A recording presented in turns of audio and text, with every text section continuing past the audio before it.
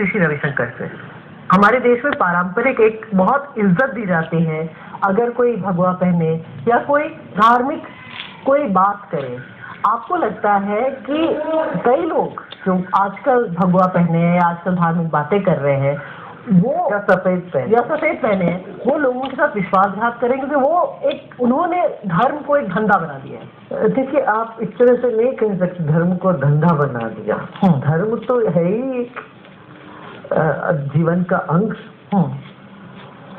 धर्म होने के नाते तो लोग अभी डिप्रेशन से और अलग अलग बीमारियों से थोड़ा बचे हुए, कुछ हौसला मिल रहा है, कुछ अंदर का कुछ शक्ति मजबूत हो रही है। रशिया ने देख लिया धर्म को बाहर करके 60 साल फेल हो गए, वापस उनको धर्म को लाना पड़ा। जीवन का एक अंग है। जैसे डॉक्टर भी हमारा एक समाज का एक अंग है, एक इंजीनियर समाज का अंग है। इस तरह से धार्मिक लोग भी समाज का एक अंग है। वो प्रेरणा देते रहते हैं, लोगों को मन को संभालने के लिए सुझाव देते रहते हैं। बहुत जरूरी है ये। नहीं, जरूरी है, लेकिन कई लोग उसका जो फायदा उठाते हैं उससे आप क्या कहेंगे? देखिए, गलत लोग तो हर क्षेत्र में, किस क्षेत्र में नहीं रहते। कितने डॉक्टर ऐसे गलत काम करते हैं, तो मगर उसी बात को लेके सबको एक ही दृष्टिकोण से हम देखने लगता है। सब सारे डॉक्टर गलत है, सारे राजनेता चोर है, इस तरह से कहना उचित नहीं होगा। गलत लोग हर क्षेत्र में है, उनसे सतर्क रहना लोग सीख गए हैं हमारे देश में। देखिए, ये तो नई परंपरा, रावण के समय से रावण भी साधु वेश में आके सीता को धोखा दिया। बहुत अहम बात कही आपने। यही बात तो नहीं। आपने, लेकिन बहुत कम लोग इस बात को मानते हैं। ये अहम बात है। लेकिन 4 राज्यों में नई सरकार आ गई है, भ्रष्टाचार की तरफ से आपको लगता है कि सरकार पे बहुत असर हुआ इन राज्यों के रिजल्ट में? आप लोग जानते हैं, आप लोग जनता के बीच में जाइए, बात करिए, आपको क्या लगता है किसने क्यों वोट दिया? मैं इस झंझट में नहीं पड़ने वाला हूँ। तो कहीं देश के लिए मुद्दा है। देश के लिए मुद्दा है। मुद्दा को जागृत करना, मुद्दा को उठा के लोगों के सामने पेश करना हमारा काम है। फिर वो अपने दिमाग से विमर्श करेंगे, सोचेंगे, समझेंगे, जैसे उनको करना वो लोग करेंगे। और अब आप आगे क्या करने वाले हैं इसी मुद्दे पे? एक नैतिक और आध्यात्मिक जो काम हमको करना है, जनता में जो एक मन की गिरावट आई है, एक नैतिकता की गिरावट आई है, उसको ऊपर उठाना हमारा काम, वो हम करते जाएंगे। ये सुधारक का काम सुधारक करे, शासक का काम शासक करे। और जनता में सुधार आ जाए तो वो अपने आप अच्छे भले शासक को चुन के ऊपर बिठाएंगे। तो जैसे आपने शुरू में कहा कि बहुत इल्जाम लगे, आप पे सबसे कम लगे हैं। मुझे दिग्विजय सिंह का विश्लेषण याद है, टीम A, टीम B और team C and you are श्री समवेयर इन बिटवीन। उससे आप क्या कहेंगे? देखिए, हमने कभी किसी के विरोध में बोला नहीं। हमारे विरोध में कोई बोले तो उसका असर उनको अपने आप को कितना पड़ सकता है।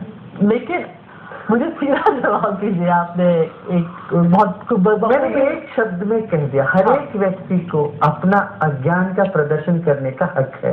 लेकिन अगर मैं पूछूं आपसे, सीधा सवाल पूछूं कि RSS के साथ क्या है आपका रिश्ता होना था? भाई, हमारा कोई रिश्ता है ही नहीं। क्या रिश्ता है? वो भी हिंदुस्तानी हो सकता, मैं भी हिंदुस्तानी है, वो भी हिंदुस्तानी, हम भी हिंदुस्तानी हैं। हमारे उस संस्था का मेरा कोई परिचय नहीं। सच में बताऊं तो ये लोग अज्ञान लोगों की एक एग्जाम्पल है।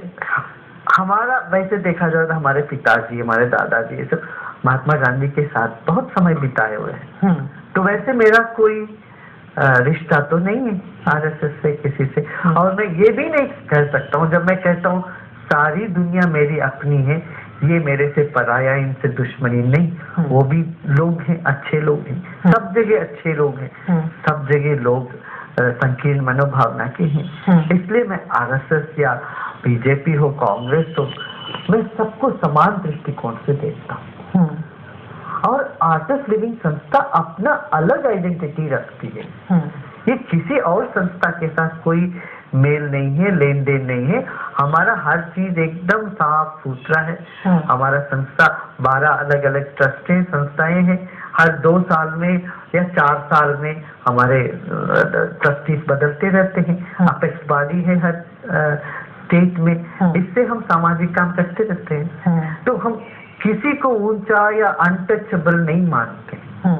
समझ रहे हैं ना आप? बिल्कुल। तो सबको हम एक आत्मीय दृष्टिकोण से, अपनापन की दृष्टि से मानते हैं, जबकि हमारा कोई संबंध किसी और संस्था के साथ ऐसा है नहीं, लेन देन नहीं, ना हमारी विचारधारा इस तरह से है या कोई पॉलिटिक्स है इसमें। हमारा सीधा सीधा है एक तनाव विहीन समाज, हिंसा विहीन समाज और एक प्रेम और आध्यात्मिक शक्ति लहराता हुआ समाज। अभी तो मैं